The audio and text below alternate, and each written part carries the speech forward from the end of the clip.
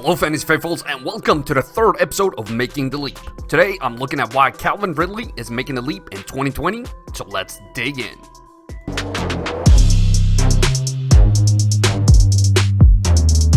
To understand Ridley better and why he's going to make the leap in 2020, I have the usual proxy receiver. He's a mix of the 6 best fantasy receivers from 2019, and his targets breakdown show how the perfect fantasy receiver should look. More targets to the short left than right, and more deep right than the deep left. This goes hand in hand with my 2019 correlation study as well.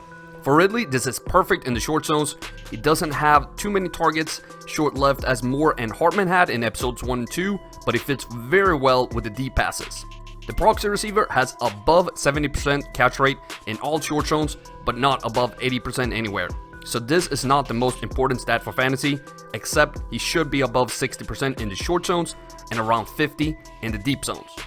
Ridley is actually better than the proxy outside the numbers, and this is for both short and deep, while he struggles over the middle. It looks like the Falcons know this, as they rarely throw to him in those zones, which is nice to see. Lastly, yards per catch should be high short left, of course, high short middle, and outside the numbers deep. These are key zones to have high production in. And this is actually what has kept Ridley down somewhat. He doesn't gain enough yards per catch, short left, or outside the numbers deep. Everything else looks good for a big leap in 2020. But how about his usability? Matty Ice goes to him. Out of no huddle. Throwing for the end zone. Touchdown, Calvin Ridley. In 2019, Ridley should have been started 7 times. That is the same amount as players like Godwin, Sutton, Robinson, and Lockett. The problem is, when he's not usable, he's not even close to being fantasy relevant.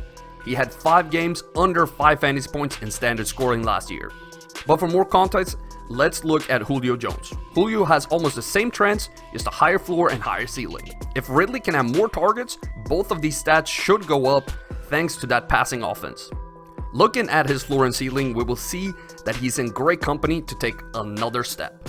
Ridley finishes out his first 2 seasons with a PPR floor of 5.7 points and a ceiling of 22.8. In a vacuum, this sounds pretty good, and if we look what Kenny Golladay produced, we see that he had a floor of 5.8 and a ceiling of 21.8, so Ridley actually have a higher ceiling. Stephon Diggs had the exact same floor, but a ceiling that is a few points higher, so there is room to grow for Ridley in that aspect as well.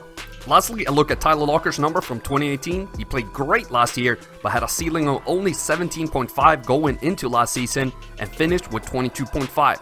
Ridley needs to focus on raising that floor, and as I said before, that comes with more targets.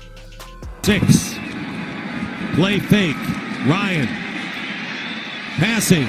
Caught. Touchdown, Calvin Ridley. Looking deeper into Calvin Ridley's production, we have his touchdown rate, which is one of his strengths at 9.2%, one of the higher ones in the entire league, and this hasn't changed too much year 1 to 2, sure a bit lower, but not much. In the red zone, he was great last year. On throws, he actually got his way. He had 8 targets and scored 4 touchdowns, 1 first down, with 67% catch rate inside the 10. Only problem, again, is the lack of the team's targets in the red zone. We're starting to see a trend.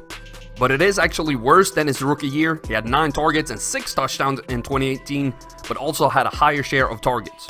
Austin Hooper had 23% of the red zone targets in 2019, so with him gone, there are 18 targets up for grabs. Weak against Carolina, nobody open. Ryan buys some time, throws, Ridley's got it! Who else? Lastly, we have to figure out how many targets he will see in 2020. First, the Falcons' pass catchers will have roughly 600 targets to share between them for next year by the usual Falcons standards.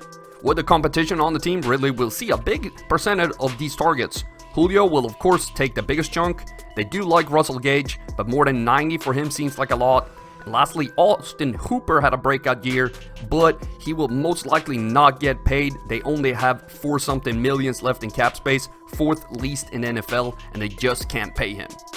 That brings us to the running back, Devonta Freeman. There's been serious trade talk with the Lions, but it eventually broke down.